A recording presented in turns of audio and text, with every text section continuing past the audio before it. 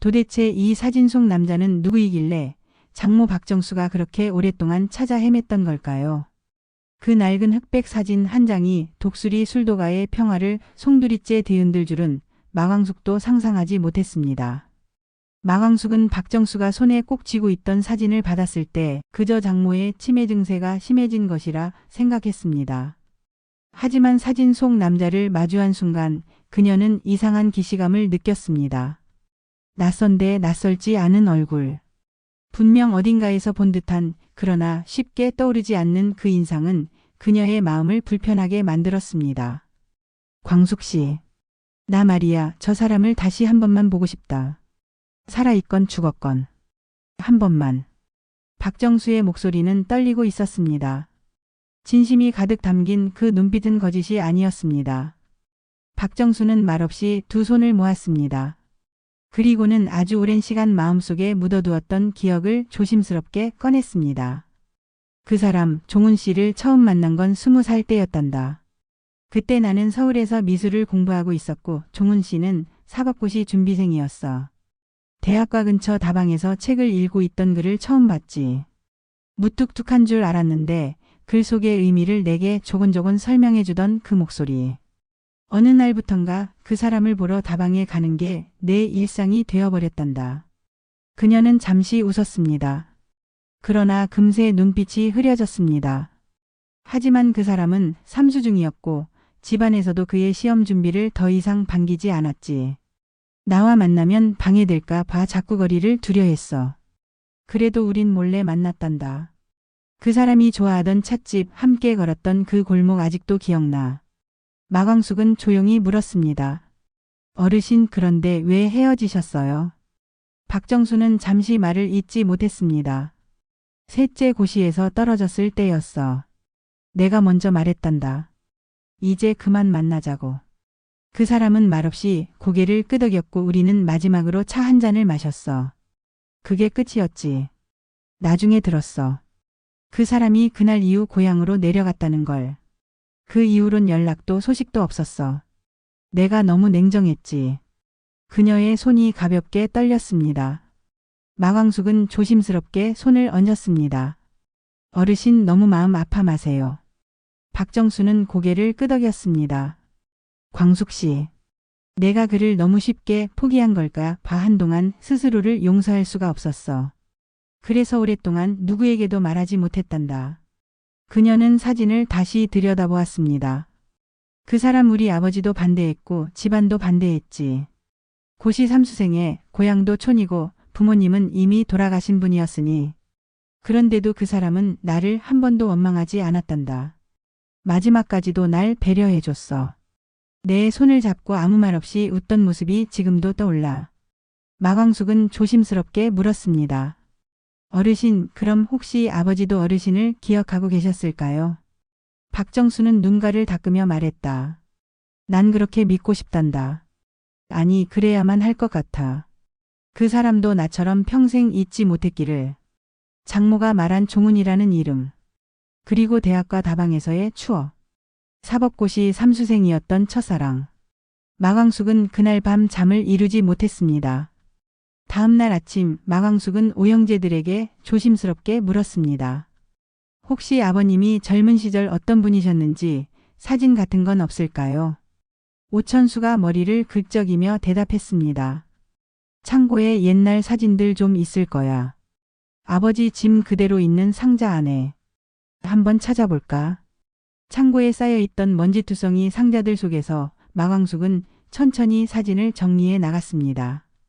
그리고 결국 그녀는 그 사진을 발견하고 말았습니다. 한 장의 오래된 흑백 사진. 그리고 박정수가 건넨 사진과 완벽히 일치하는 얼굴. 오종훈. 박정수가 50년 전 그토록 사랑했지만 끝내 만나지 못한 남자. 그 사람이 바로 오형제의 아버지였던 것입니다. 마광숙은 몸이 굳은 채 사진을 들고 한동안 말을 잇지 못했습니다. 아니, 말할 수 없었습니다. 너무도 놀라운 진실 앞에서 그녀는 숨조차 쉴 수 없었습니다. 그녀의 심장은 빠르게 뛰었고 손은 떨렸으며 머릿속은 백지처럼 멍해졌습니다. 형수님, 무슨 일이에요? 오범수가 다가와 조심스럽게 물었고 마광숙은 사진 2장을 나란히 놓은 채 말했다. 범수 도련님, 이 두 사람 같은 분이에요. 이게 장모님이 찾으시던 종호 씨고 이게 우리 시아버님이세요. 형제들의 얼굴이 동시에 굳었습니다. 누구도 쉽게 말을 잇지 못했습니다. 오천수가 가장 먼저 입을 열었습니다. 그럼 어르신이 말씀하셨던 첫사랑이 우리 아버지라고? 그 말을 들은 마광숙은 고개를 끄덕였습니다. 하지만 그녀의 눈빛은 여전히 혼란으로 가득 차 있었습니다. 어르신은 이 사실을 알고 계셔야겠죠? 오강수가 조심스레 물었습니다. 그렇지만 충격이 크실 거예요. 단순히 첫사랑을 찾은 게 아니라 그 첫사랑의 자식들과 이렇게 얽혀 있다니. 마광숙은 말을 멈췄습니다. 그녀는 단지 며느리일 뿐이었습니다. 그러나 동시에 누구보다도 이 가족을 위해 싸워왔고 박정수의 믿음을 얻고 싶어 했던 사람이기도 했습니다. 며칠 후 박정수는 술도가를 방문했습니다. 손에는 또다시 사진이 들려 있었고 마광숙은 결심한 듯 입을 열었습니다. 어르신, 종훈 씨에 대해 조금 더 알고 싶은 게 있어요. 왜 그러니, 광숙 씨? 무슨 일 있니? 어르신이 보여주셨던 사진, 사실 저도 본 적 있어요. 박정수의 눈이 커졌습니다. 어디서? 아버님 유품 상자에서요. 젊은 시절 시아버님의 사진이었어요. 그리고 그 사진 속 인물은 어르신이 찾으시는 종훈 씨와 동일인입니다. 박정수는 손에 쥐고 있던 사진을 떨어뜨렸습니다. 그녀의 얼굴은 흰 종이처럼 창백해졌고 숨을 들이쉬는 것도 잊은 듯 보였습니다. 정말이니? 종훈 씨가 너희 아버지였다고? 네, 어르신. 그래서 어르신이 저희를 처음 봤을 때 그렇게 마음을 열지 못하셨던 것 같아요.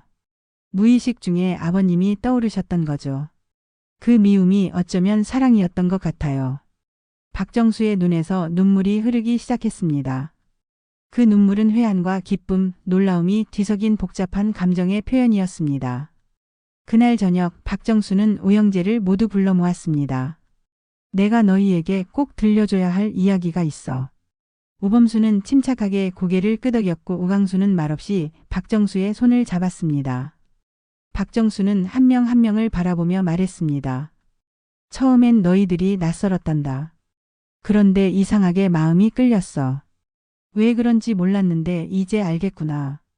너희는 종훈 씨의 피를 이어받은 아이들이었기 때문이야. 그녀는 마광숙을 향해 시선을 돌렸습니다. 그리고 광숙 씨, 너는 종호가 내게 남긴 가장 큰 선물이었구나. 너 같은 며느리를 곁에 둔 것만으로도 난 다시 사랑을 받은 기분이야. 마광숙의 눈에도 눈물이 흘렀습니다. 어르신, 저도 어르신의 진심을 이제야 이해했어요. 처음엔 왜 저를 그렇게 미워하셨는지 몰랐는데 그 감정이 사랑이었다는 걸 알게 되었어요. 며칠 후 박정수는 LX 호텔 회의실에서 한동석과 마광숙을 불렀습니다.